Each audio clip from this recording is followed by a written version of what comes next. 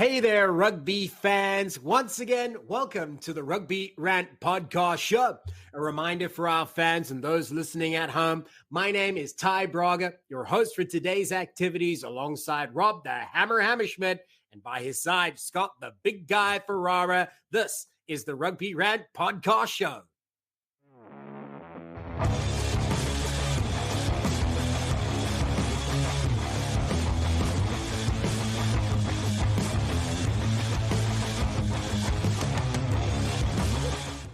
So, gentlemen, once again, it is time to talk about what's going on around the pitch. It has become quite a popular piece of what we do here on the Rugby Rant because fans get to learn about something interesting that might not have learned a little bit more about, something that kind of flew under the radar. We're going to take the opportunity to share in a quick fire round what we think you should be paying attention to as a rugby fan of Major League Rugby, rugby in North America, and rugby in general. Starting with Rob, the Hammer Hammerschmidt, what do the people need to know?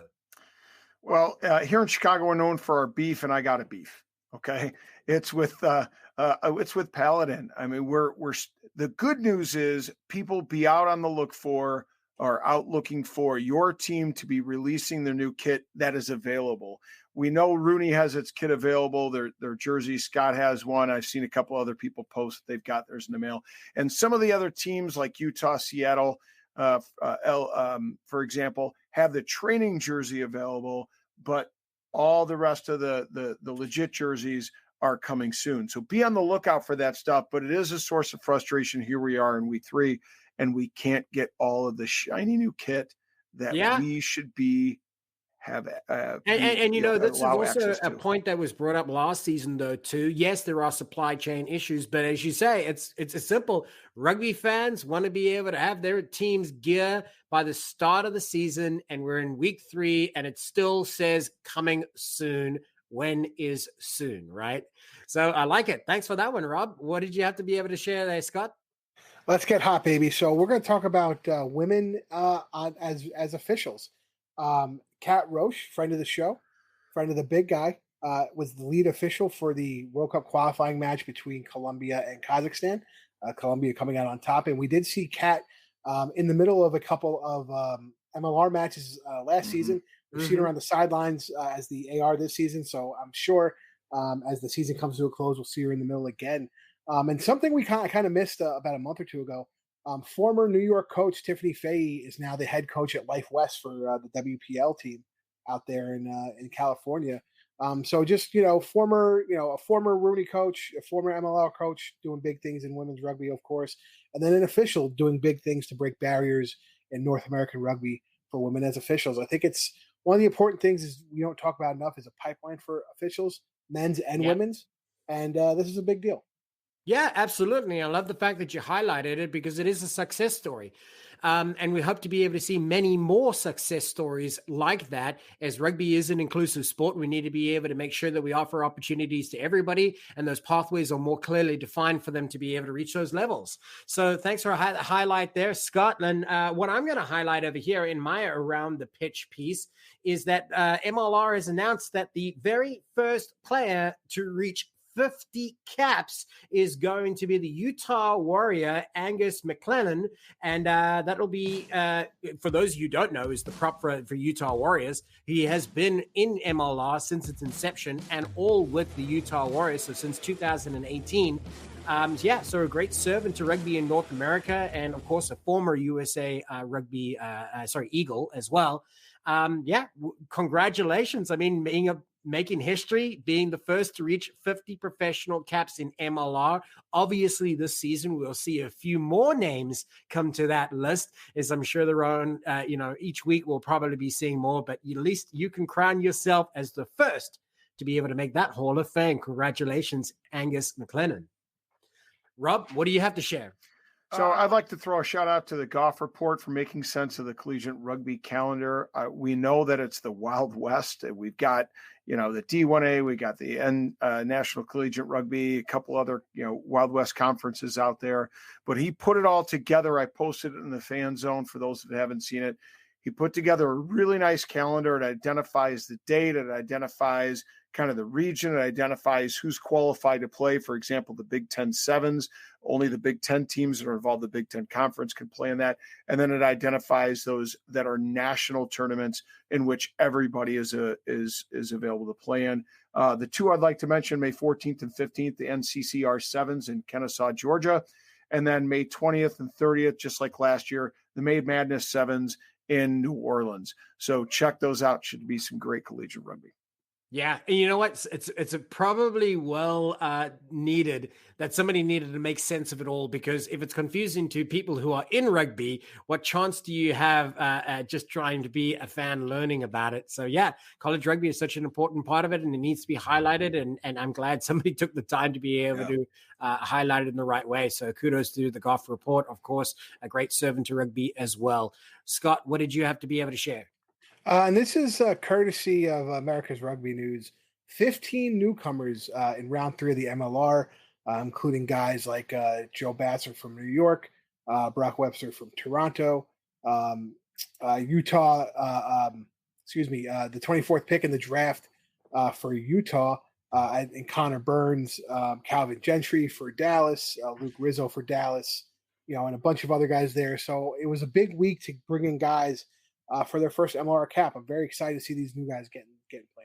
I love that. As I'm speaking about somebody reaching their 50th, there are a whole bunch more coming in as the next generation that are earning their first cap in professional rugby in North America. And that's, of course, how we'll continue to be able to grow the sport generation after generation by introducing new young talent. So let's draw attention to talking about new is the Dallas Jackals hosted their very first home game, of course, the former home to the Texas Rangers in Arlington.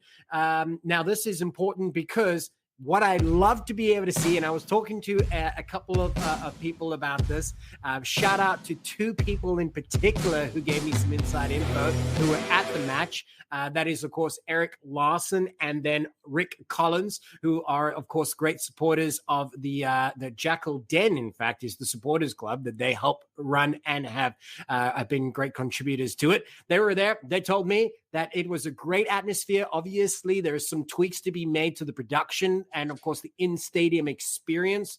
Definitely working a few kinks out of the system, but it was their first go around. But wow, that stadium looked good. The grass and the turf and everything looked amazing. The viewing angles were great. And the atmosphere was awesome from what I was told. So awesome that they actually boasted an attendance in excess of 3,100 fans. Now, to put this in context, guys, the MLR average attendance over the last 3 seasons was only around about 2,500. So they actually were above the league average for attendance on their first home match. So it does show some promising results, and we wish them well as they continue to be able to attempt to fill those fans and provide a tremendous rugby experience that we hope continues to be able to draw new people to the game we love so much. Gentlemen, thank you for your input. That is, of course, as we now know it, Around the Pitch with the Rugby Rant. And we will be back in just a few moments after we hear a few words from one of our sponsors. Tighthead Brewing Company is not just Chicago's premier location to watch rugby and enjoy quality ales and lagers. It is also a great place to enjoy local acts performing live music every Thursday and Saturday nights. Additionally, their Wednesday night trivia nights are something not to be missed. Tighthead is located in Mundelein, Illinois, and easily accessible for many Chicagoans, as it is just steps away from the metro. Owner Bruce Durr and the Tighthead staff are dedicated to ensure your microbrew experience is as tight as their beers. Bruce's love for rugby extends beyond the origin of his brewery's name. Tighthead is committed to supporting the rugby community. This includes his support for Lake County RFC and our own Rugby Rant podcast show. Tighthead's tap room is like the familiar rugby clubhouse in which friends and teammates can meet, socialize, and enjoy the wide variety of brews on tap. Regardless of whether your palate enjoys a good IPA or a dark barrel-aged brew, Tighthead can deliver. Hey, Chicago, when you want rugby, Tighthead Brewing Company will satisfy your thirst. Tighthead, it's worth more than a try.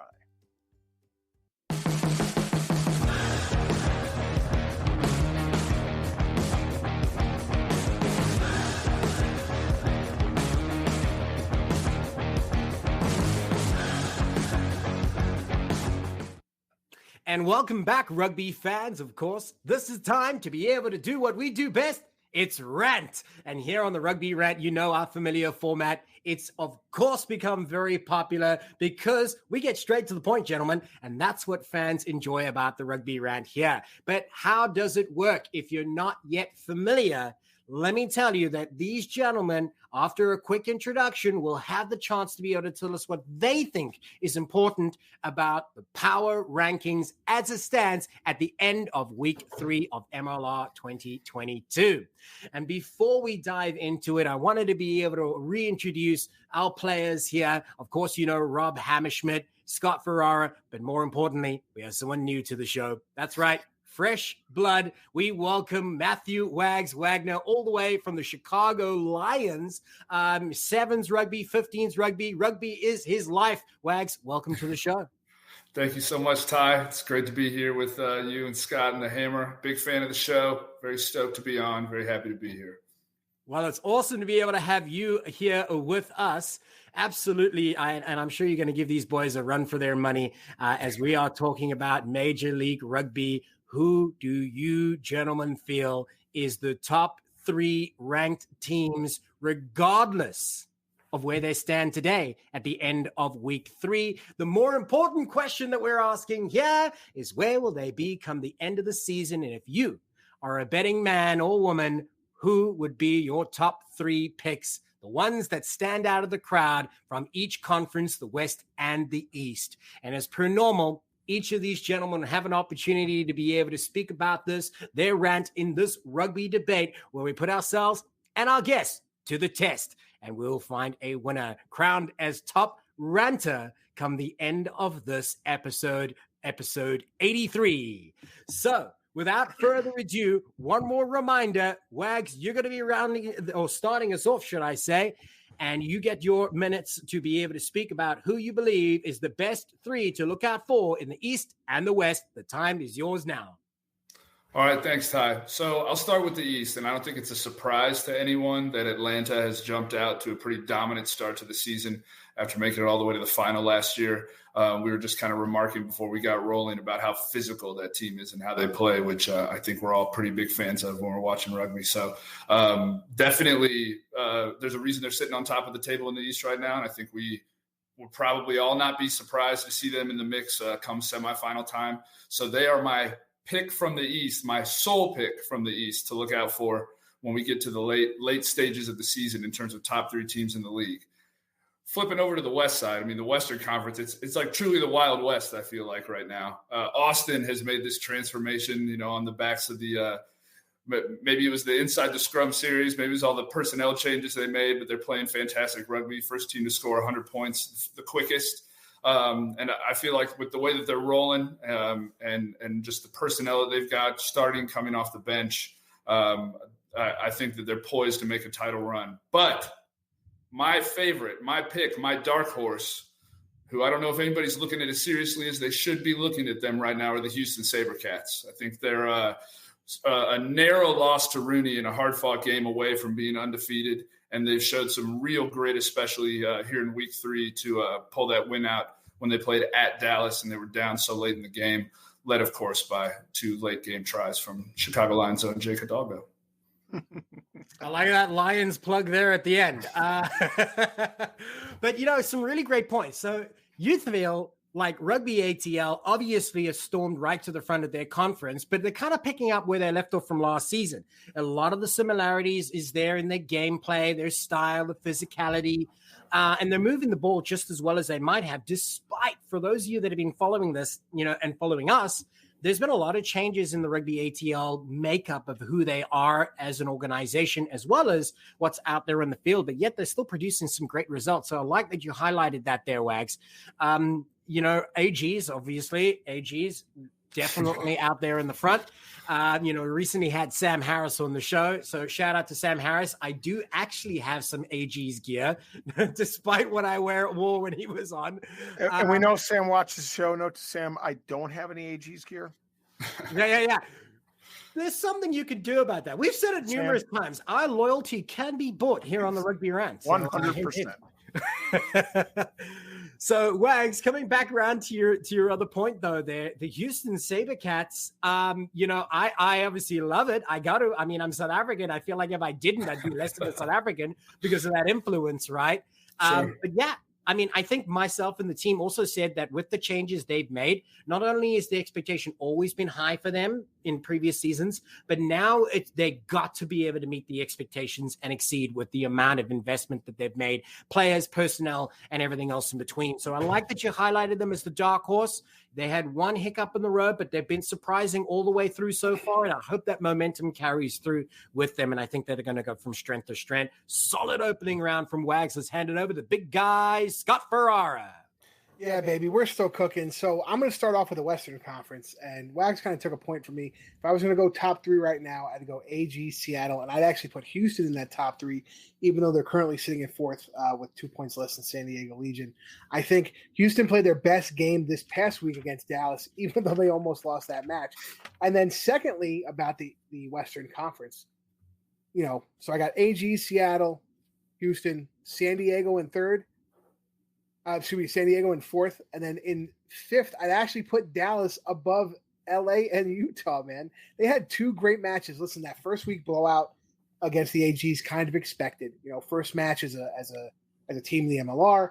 You're playing the AGs at home. AGs, have now kind of secured their front office. They're not as kind of wild as they were last season. Okay. Then you have a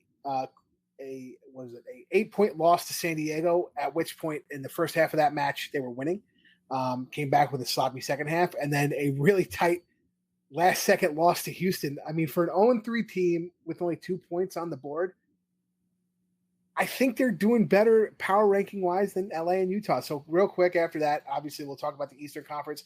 The Eastern Conference, I think, lays out exactly how it lays out. ATL, New England, Rooney, Toronto, those are your top four. We understand. I do think, ATL is one try away and maybe a penalty away from being that 3-0 perfect season remaining there. But, I think you're just going to see teams like Atlanta, New York, and New England kind of just duke it out all season for the 1-2-3 spot. Not sure if the 1-2-3 now is going to be the same at the end of the season, but I still think they're all going to be in the playoffs. So right now, I think it's about right, but that might change.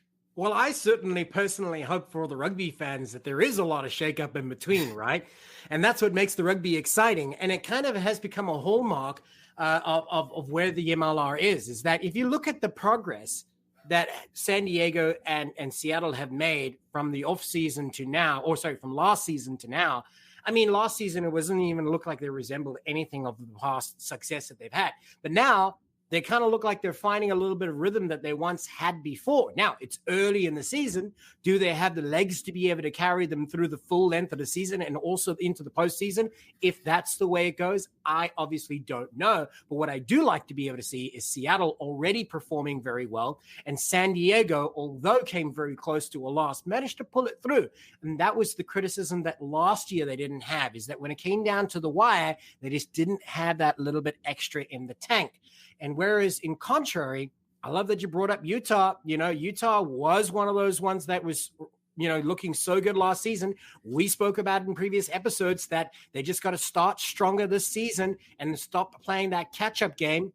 They managed to do it on many occasions last season, making for some exciting rugby. But this season, it's not converting into those points when they need it most. And they're 3 losses right now. So I think of all of that, they're the most disappointing for me so far. So I like your analysis there, Scott, though. A lot of good merits there. You're interested in teams that I think have a long way still to go, but they're a good start. I did want to be able to add a little bit of context for all those fans who maybe not necessarily know offhand where the top teams are ranked right now and who they may be in the conference after week 3. So if you are listening in the East, Rugby ATL at the number 1 spot with a total of 11 points, followed closely by New England Free Jacks with 9 points, although it's worth mentioning they still have a game in hand, so they could surpass ATL very shortly.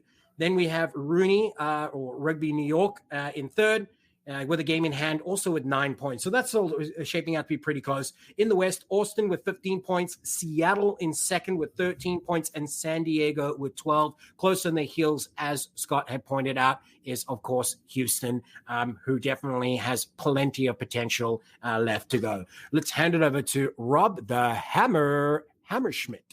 Thanks, Ty. I just want to talk about the East first and foremost. It's a little bit more difficult because you mentioned 2 of the 3 teams in the top of the standings have a game in hand.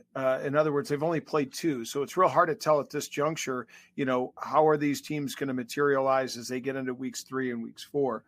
But I'm going to put ATL, of course, at the top, even though they lost the game, a very narrowly decided game to Rooney, in large part because of their at the top, but also because of their try differential and their ability to play defense. They're a +5 in the try differential. And interestingly enough, New England had put second because they're also a +5 on the try differential as compared to Rooney, who is a +2. So it just gives a little idea of the defense versus offense and the number of points they're able to put on the board. Things to watch out for in a month's time. New England will play ATL on the 26th of March. So watch that game. It'll be interesting to see those 2 top teams go at it. But what team will be on top, because we'll be another 4 weeks in, that remains to be seen. Pay attention, though. Rooney or Rugby New York plays New England on the 6th of March. That's just in 2 weeks, so pay attention to that one. And they also play the AGs this upcoming weekend, so it'll be interesting to see one of the top teams in the East play one of the top team in the West. Moving on to the West, I'm going to go with Austin right off the bat, a +16 in the try differential. Understandably so, week 1, 55 points on the board, obviously did well for them. But nevertheless, they've got the offense to match their defense from last year. Seattle at 3-0, I think is number 2, 13 points in the table, +1 try differential. I'd put San Diego in third spot with a +6 try differential. I think they're going to really start to show through here as we go into the next couple of weeks. And again, pay attention to the West. 3 games to watch out for. But one of the most significant ones, the AGs versus LA. Which Gilly team will come out on top? That's March 5th. The Gilly Bowl. Sorry, continue. Jump in there, Wags. Yeah, I think that's going to be a great one. I do feel like, I think Scott definitely touched on it. Seattle is probably my honorable mention for my 3 because, what a time to be a Seattle Seawolves fan, right? They take the first 2 MLR championships. Then they come out after the COVID year last year and had a poor season, and now they're charged out to a 3-0 record. And the seawall is certainly working again. Man, exactly. No kidding. And you look at the additions they've made on the field, Martin Iosefo and the guy that I am just the biggest fan of right now, and Tavita Lopetti. Those guys are just carving it up. So I wouldn't be surprised to see them at the end of the season as one of the last teams we're talking about either. And how about record halving, by the way? Hold on, before anything, Rob, you get a yellow card. I'm sorry. Rugby New York. Hey, Wags, as a coach, have you ever seen a player give a yellow card? Have you ever seen a player give a yellow card? New York isn't playing the legitimately, when an official actually is told by a player on the field, hey, give that guy a yellow card. Usually it goes, hey, sod off and march back 10. Listen, you're getting a yellow card, mate. Get it right. Please. We're gonna offer the TMO on that one. There's a TMO to this. Okay, so in the edit, go back to where you said Rooney's playing the AGs this week. They're actually playing Dallas. So I just want to get that right. And that's the thing is the top 4 teams in the Western Conference are all playing each other. This upcoming week. So I just want to give you that. I think I said no. I'll tell you. Hold on, Ty. I'll tell you what you said. You said New England plays Rooney on the 6th, which is Rooney's home opener. Yes, but you said this week Rooney plays the AGs. They don't. They play Dallas. Just to let you know. No, I said New England plays the AGs. They don't. They play LA on the 6th. And in our second round, they play Rooney on the 6th. Stop your tongue-tying yourself. Somebody get this guy the schedule. Match official here. I don't know. I don't remember. Somebody get this guy the damn schedule. But I think one of the biggest thing is, Rob was talking about the try differential between New York versus New England and ATL. But look at who ATL and New England played. Rooney played Houston, who was number 1 in the conference at the time. I know it was only 1 match, but they handily beat the Giltinis, the reigning defending champs, right? And then Rooney goes and plays a hot ATL team who had just is 2-0, So I'm just, beat New Orleans, 14-9, and then handily beat the OGs, I think, in the first week. So, I got to be honest, the two teams that have the better differential are the two teams who played the last place team in the conference. So at this point, you look at the AGs scoring 57-12 against OGDC in week 2, which also brought in their record highest score for any AG side so far as a franchise. So certainly, yeah. I mean, that is a factor. And early on, we saw this last season with LA pulling away so clearly with 100. And I think at one point they had a 242-point differential. It was madness, right? And we thought no one would catch them. So points differential to me is not as important right now as perhaps it is about maybe the tries that have been, the number of tries that have been scored, because that will tell you that a team is clinical and they take the opportunities when they're given. That's what I was talking about. No, I know, but what not the points differential. That's right. And I said try differential, but my point was both of those teams also played the OGs, who have the worst defense in the league right now. That was my point. Rooney played Houston with a tight defense. They played ATL with a tight defense. So that's what I'm saying. I think right now, when you look at the schedule and who was played, that try differential is a little misleading. So here's my question to each of you, and I'll go once around the table here. Judging from last season's performances and the end of season standing, who has made the greatest changes that initially has already shown to be prosperous choices? And who do you think from those teams, who will be the greatest surprise? Who has made the best changes for this season? Let's start with Wags. I mean, I think if you look at last season, especially in the case of Seattle, in the case of the AGs, and where Seattle didn't get the job done on the field, and the AGs couldn't score points, and now Seattle is off to a 3-0 start, and the AGs are scoring points left and right.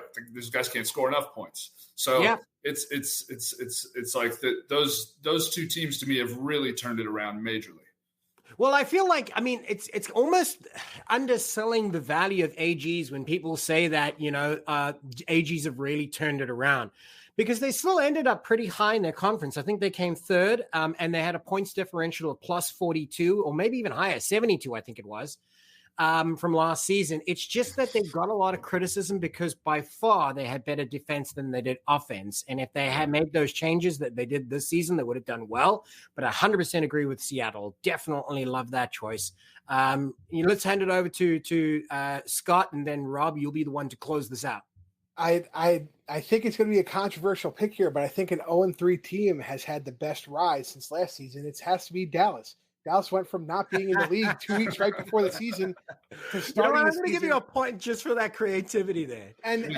But two very close losses. Like, they're on the precipice of beating San Diego and Houston, who are 3-4 in their division right now, and who are going to fight for a playoff spot. So I think where they were 2 weeks ago, last year, and the 2 weeks prior to the season, where they said, no mas, we're not even going to field the team. So yes, are they 3-0? But they had two very tight games, and they seem to be getting better and better and closer and closer to a win. Yeah, I definitely agree. And let's be honest, though, still they managed to pull away with 2 points, whereas OGDC has 0, zip, nada. And they've had a full season to be able to get things, season and a half, let's say that.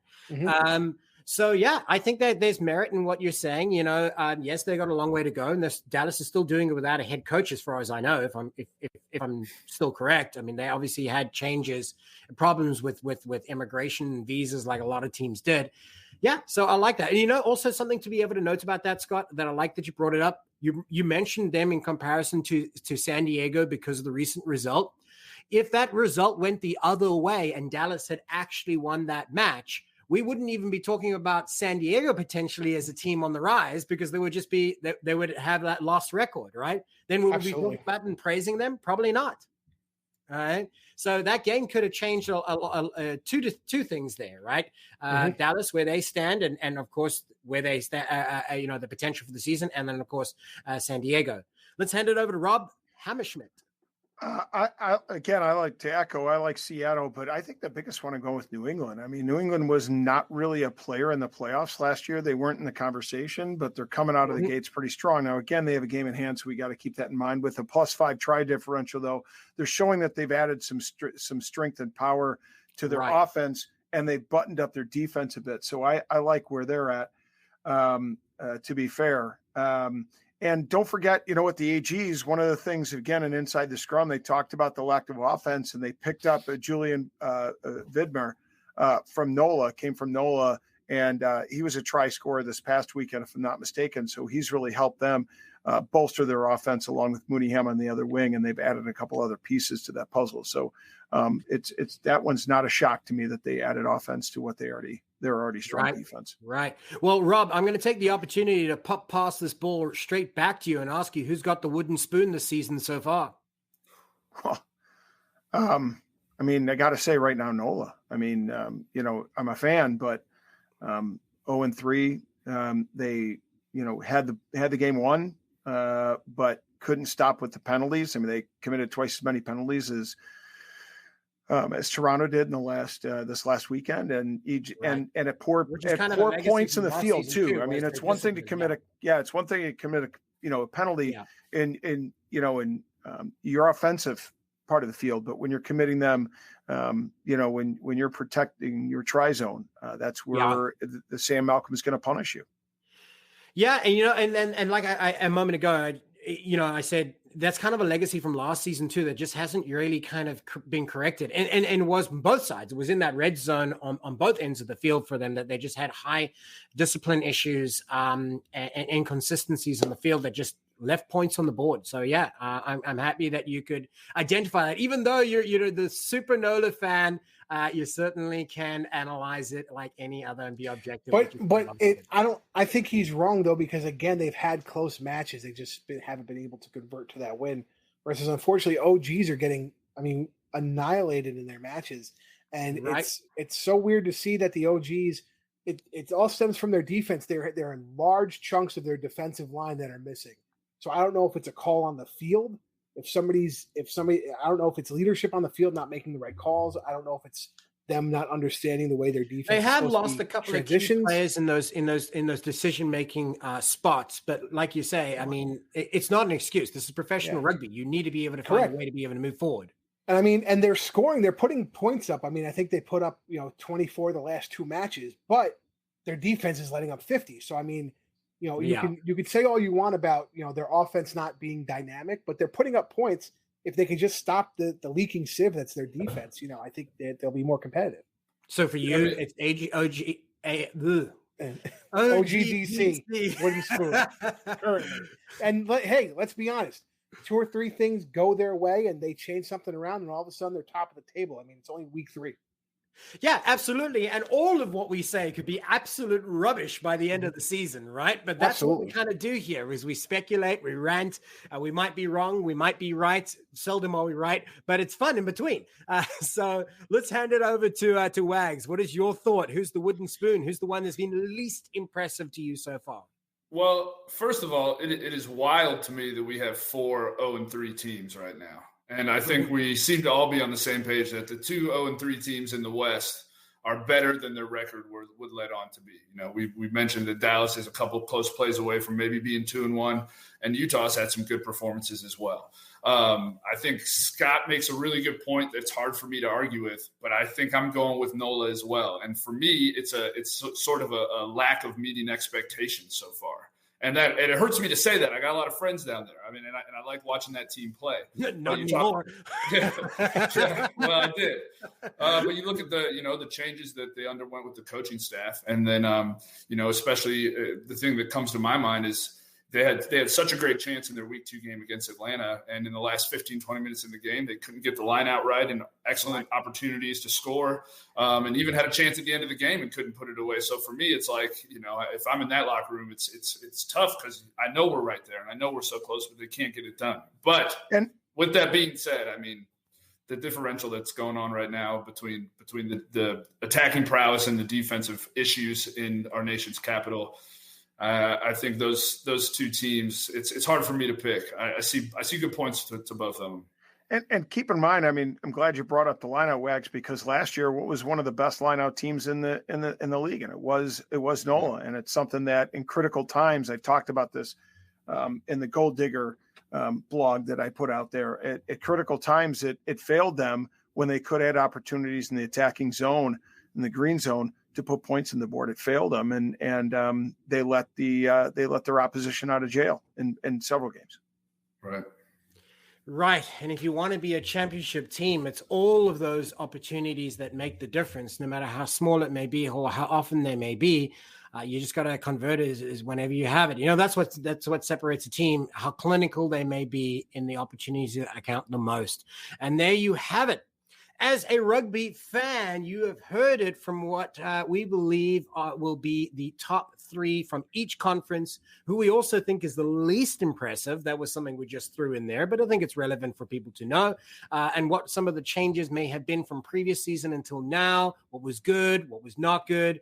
We'll get to find out as the season continues forward, and we on the Rugby Rant will continue to watch it and share with you what we think about it week after week. And you can continue to follow us online under the handle at Rugby Rant Pod on all social media platforms for the daily take on what we may be, or should I say the weekly take, in addition to watching us on the Rugby Network every Friday, where a new episode will be. And for those of you that are not yet familiar, you can also get your additional content through patreon.com/Rugby Rant Pod. In fact, why don't you learn more about it as we take a break?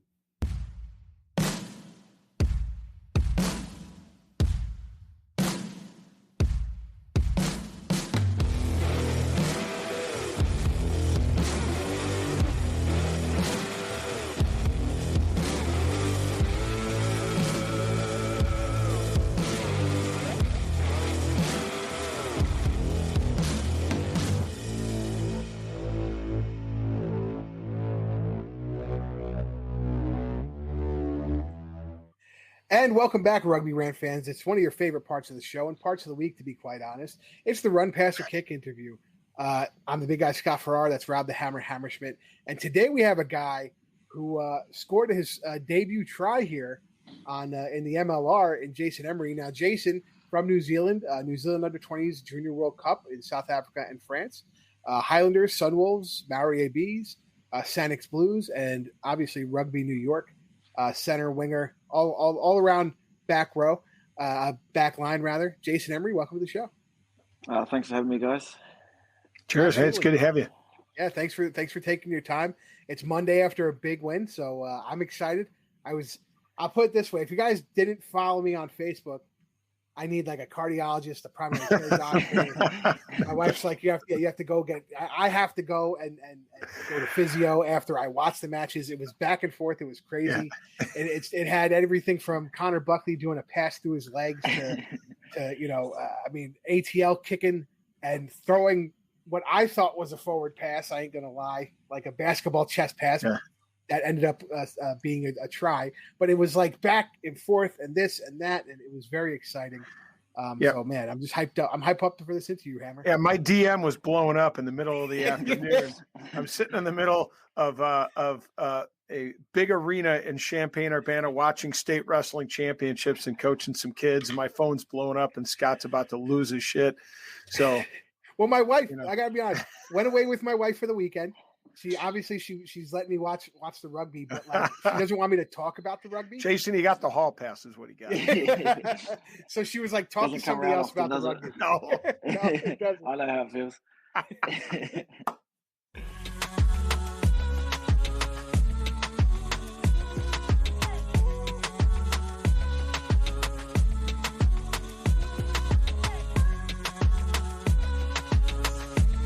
And for those of you folks who are just joining us on the Run, Pass, or Kick interview style, it's a unique style where our interviewee gets an opportunity to pick the questions that he wants to answer. We'll give Jason 3 options. Jason can indicate what he's going to do. Is he going to run with it, which means he's going to answer a question straight away? Is he going to go ahead and pass it, meaning it's a question, it's a little hot topic, he doesn't want to get himself in trouble with the Rooney Brass or the Rugby New York Brass, had a little misstep there. Or he can go ahead and have a little fun with us. He can kick it to us, put us on the back foot, and we have to answer in a way that we think he would answer. And he can direct that kick to either Scott or myself, or if he just wants to throw it out there, whoever asked the question has to field the question. So it's a lot of fun, gives him an opportunity to have a bit of fun with us. So all the pressure isn't on Jason Emery. Jason, are you ready for the run, pass, or kick interview? Yeah, I'm a bit nervous, but I'm ready. Let's do it. Don't be nervous, man. I'm going to throw you a softball here. I think this will be an easy one for you. Doing a bit of research on Jason Emery just to become familiar as I was preparing for the show. And I found out that you're the father of 3 beautiful girls, precious little ladies. And you have Girl Dad listed in your Instagram bio. Okay. Yeah. So run, pass, or kick. What is your favorite thing about being a girl dad? I'll run with that. Yeah, no, it is awesome. I'll just start first with I've got 4 brothers, and my older brother has 2 girls. Obviously, I have 3 girls, and the brother below me has a girl. So we've obviously my mum tried to get girls, but we've all got them. So she's laughing. But yeah, it was. I'll be honest. I wanted a boy, but obviously being around boys, my whole kind of childhood and growing up, it's actually kind of nice having girls, and they're just a lot. As they grow up, they're a lot more sensitive. So I've kind of got to learn, how to talk to, how to get across to my 6-year-old. I can't kind of. Yeah, if it was a 6-year-old boy, it would be different. If you get where I'm coming from, so that's just something I'm learning, and yeah, I'm just, it's awesome to have girls, and let alone 3 of them. So it's a lot easier to come home from, win, loss, or draw, and you get a cuddle. That they don't really know what's happening at the moment, so they just know Dad goes away for a couple of nights and comes back if we play away. So yeah, it's awesome. I love being a girl dad, and like you said in my bio, I'm not shy to put it out there too. So I run with that. It's funny when Jay was coming over here, he posted a picture, and my boy was in flip flops and shorts on the plane. And right before, he's like, he has a picture. It's him, and he's trying to wrangle all the girls at the airport, and they're getting food and this. And I hit him up, and I'm like, just so you know, it's supposed to snow about 8 inches when you land. And he told me, he goes, I landed, and they picked me up, and I walked out and went, oh shit. Yeah, it was definitely we were just coming from summer, and Rick goes to me, he just looks at me and starts laughing, and all I had was I had a hoodie, I had a hoodie in my bag, and I just chucked that on, and yeah, he was laughing at us. There was about 5 of us that turned up from New Zealand at the same time, all wearing the same thing. So Andy Ellis didn't tip you guys off or help you out in any way? I mean, they told us, but you know what, we're just like, we've come from summer, we'll be all right. But little did we know I mean, it was a solid 8 inches up. Yeah, it was freezing. And I was, and it was freezing. That was the thing. It was frozen ice. It was an ice storm. And I was going, is he really wearing flip flops right now? But then Chance, same thing. He's skateboarding down the street in the snow in flip flops. So I mean, I guess it's a front row thing that guys are in flip flops. I'll just add, this is the coldest I've ever been in my life. I lived in Dunedin for 5 years, which is meant to be cold in New Zealand, but that's got nothing on New York. Yeah, no, it's been a cold, rough January and February. But I got the next question. So, run, pass, or kick. Having played in Japan with the Sunwolves and the San X Blues, how long will it take for Japan to see a permanent fixture in Tier 1? I'll run with this because obviously have a few opinions about it. I think, first of all, Japan losing the Sunwolves in the Super Rugby that's a big loss because they obviously go from playing club rugby straight to Test matches, which that's a huge jump. But with Jamie Joseph, Tony Brown, and I think John Mitchell's just joined them, if I'm correct. So they've got the coaches there. It's just whether they can, kind of get those club players up the test level faster, and with Jamie Joseph there, I reckon they should be definitely in the Tier 1, maybe like a rugby championship or playing against All Blacks, Springboks, and Argentina and all that. But in the sense of the fans, it's pretty popular in Japan. Yeah. I remember when I was there, it was the fans are there before we even got there, which really, it's I would say they're probably one of the best fans. That's awesome. Around, and they give you gifts, and they just love. They actually support the game, they just love it that much, and so from that side of it, it'll be huge. But I just see at the moment, seeing they got rid of the Sunwolves, it's going to be hard to find that transition from, because their club level is good, but there's only 4 or 5 teams that are really good. Mhm. So if they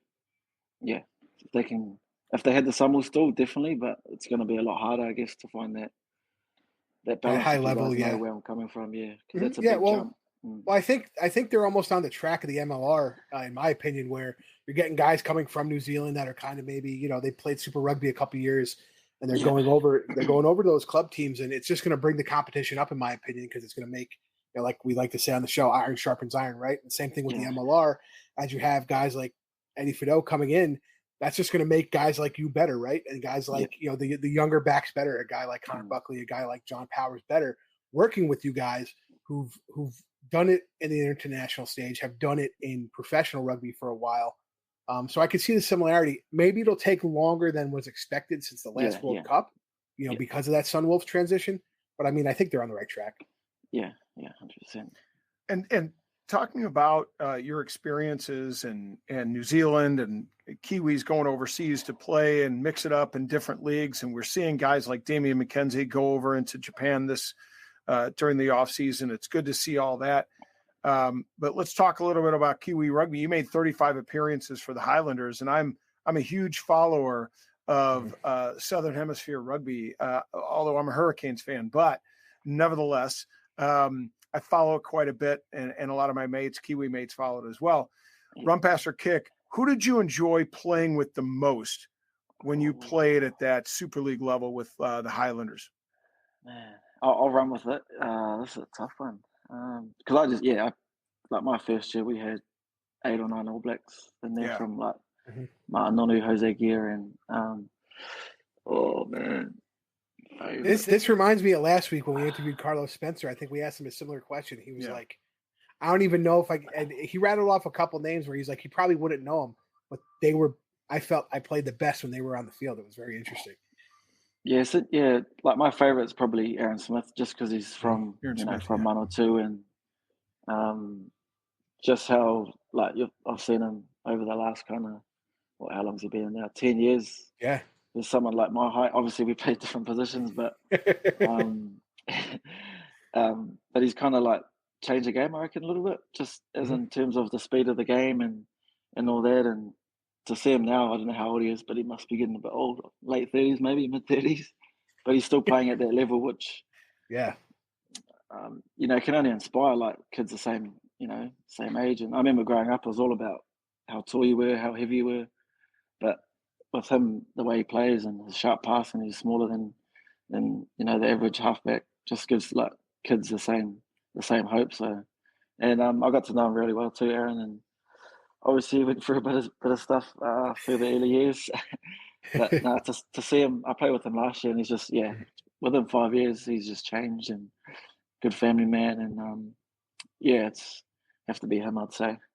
Nice. You had played with another Smith that was pretty darn good there too, right? Yeah, Ben Smith. Yeah, Ben Smith. Yeah, we call him the Oracle. So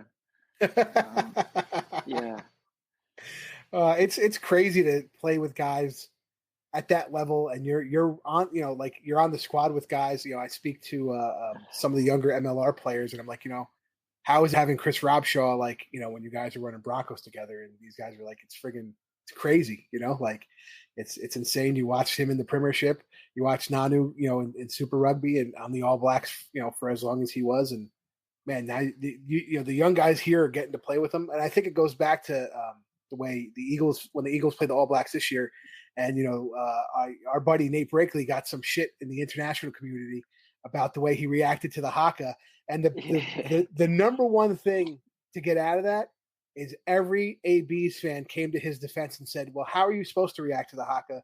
If you're not smiling and getting hyped for it, then what was the point, So it's very interesting. But can I just add something about all the players in that I've played with? Sure. Yeah, absolutely.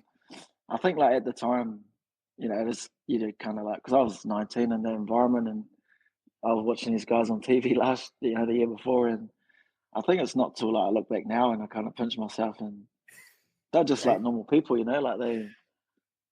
eat the same food as us, and they laugh like us. I think it gets put on such a high, that these guys do something with superpowers, but they're just like one of us. And absolutely, it was just good to just pick.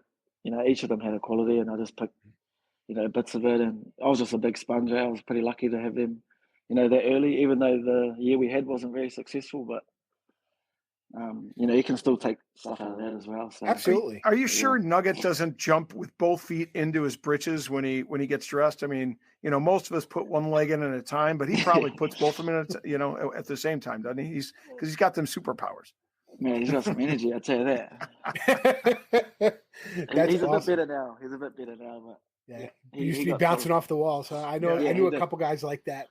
I was never like that. I was always like a calm guy. But then there'd be guys who like their ADHD kicks in like right before a match, and they're asking me all sorts of questions. I'm like, just calm down, bro.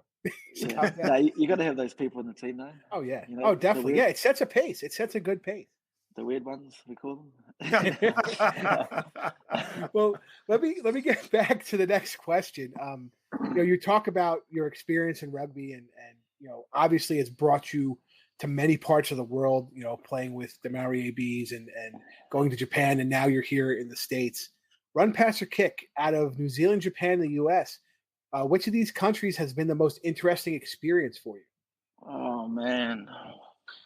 I mean, New Zealand's kind of a tough one because you grew up there and you lived there. Right. But I think, but again, like, is it one of those like Backstreet Boys moments where people are like, oh shit, like you play in Super Rugby and you're on the Maori ABs. Do they come after you in the supermarket or anything back home?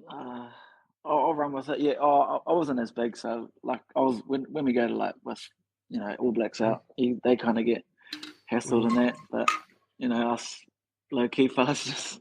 We're probably asking for the signature as well. I'll have to say, I haven't spent much, I've only been here, a month now, but the stuff we have done is really interesting. But in Japan, it's just a whole lot. Yeah. Like, I couldn't say any better, good enough things about Japan. It's, as a family, it's good. The only tough thing was the language barrier we had. Oh, sure, yeah. And that was challenging itself, but the Japanese are lovely if you try and speak a little bit. They love that about it too. So that made us feel more comfortable trying to talk. So I'd say Japan was interesting because we did quite a lot of traveling before COVID hit. Yeah. We jump on a plane and go to Tokyo.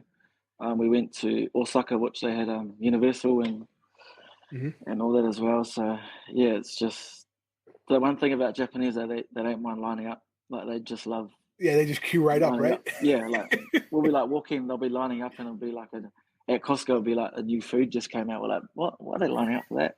So, if you've had enough queues on the show, you probably know we don't really like lining up in one patient. So we're not used to big lines because it's so small in New Zealand. So yeah, Japan, Japan's That's awesome. Been interesting. But if you ask me in a year's time, I'll probably say New York America if we get to travel around and do some stuff here. Yeah, no, and you eventually you will, I think, and things are starting to open up here. It was funny. I interviewed Nick Civetta right after the World Cup, and I was like, how is it being like a 6'8" dude in a country that has, they're of less stature. I was told that, and I'm like, oh, yeah. And then he said it was actually tough in the hotel room to get a shower because the shower head did not. Yeah. It was like on his chest, and he goes, it was tough, and then trying to get it around and stuff. And I thought that was one of the funnier things to come out of it, and that was his experience. He's like, man, it was actually tough to shower, but he said the same thing. He said if you tried to speak a little bit of the language in Japan, they got so excited that you were trying to be part of their culture that they were just like anything to help you to get to what you need to do. It's just funny parallel experiences, and he was only there for 3 weeks or 2 weeks of the World Cup. I just found that interesting. Yeah, it's funny because we learned like a sentence that meant like we only speak a little bit or like understand a little bit of Japanese. And once I heard that, man, bang, they were just full Japanese. I'm like, I said I know. I said I know a little bit. Slow down, bro. Slow down. Yeah. They just get so excited that you spoke Japanese because they know you're a foreigner. So, yeah, we found that funny, actually. That's great. I love that. Well, hopefully you'll adapt to the New York style of English here fairly shortly. But honestly, he probably has one of the better ways to figure it out because Butch practice all the time. So it's just like walking the streets of New York. It's just like if you practicing with the butcher, it's just like walking the streets of New York. Just curses everywhere. It's great. Yeah, he does, man. Well, if you need some help, if you need an interpreter, I'm sure the big guy will step in anytime you need it. Forget about it. Forget about it. Forget about it. All right. So, hey, let's talk a little bit about your first New York experience here not your first experience in a Rugby New York jersey, but one of your best ones. You scored your first MLR try this past weekend against Rugby ATL. Run, pass, or kick, all good, or a weight off your shoulders? I'm going to change it up, and I'm going to let one of you guys answer this one. So I got it. I think it's a weight off your shoulders because we kind of talked about it before. yeah. And you were like, I haven't scored in a little bit. And I mentioned that to Eddie. And Eddie did that little skip pass when he didn't need to. And I got the ball. So I think it's one of those things, though, where like, I don't think it's on the forefront of your mind, right? You're going in, you're going to say, I'm going to do this on defense. I'm going to do this when the ball's on offense. But in the back of your mind, you're going, man, I haven't dotted one down in a long time. Now, for me, it's an extremely long time because front row club rugby doesn't get the ball that much. But for you as a guy who, has a successful career, playing in big matches, playing in top leagues, I think it does nag at not just you, but I think it would nag at anybody saying, I haven't scored in a little while. But, with a little help from your friends, you dotted one down in the MLR, and it was exciting. It was a very exciting play. And I don't think, Eddie did a bunch of the work by running, but you were there in support. You know what I mean? You were there doing your job, what you needed to do. And the defense collapsed. He got the ball out to you. And I think it was an automatic 7. So, I mean, here's the next question. Did Sam Windsor yell at you because he didn't get the kick for points? MLR scoring leader? No, because I've watched obviously a few games from last year, and then when I scored under the post, I went to give the ball to him, and he said, "Nah, that's an automatic 7." So I just kept running with the ball, and I was like, "What do I do with this?" Oh, I'll just throw it back halfway. But I actually after the game, one of the boys said, "Oh, could you score like next to the post so you can have a rest?" And I was like, "Mate, I haven't been over the try line for 2 years. I'm not going to dot it down any way you can." Yeah, so that's why I put it down with 2 hands because I wanted to make sure it was a try. Oh, absolutely. So are you going to buy Ed Fido a beer there the next time you're at the Pig and Whistle? Oh, I gave him one last week, so he had a bit more work to do for that one day. So no, but it was very pretty. Something. And I'll put it this way: I was screaming. I was very happy. Andrew Coe also getting his first MLR try with a nice interception and run back. I was very happy. 2 great guys. Rooney scoring. Obviously Eddie scoring again, 3 tries, but it's great to see Jay and Andrew score. So before we get on to the next part of the show, we're going to take a break and hear from our sponsors.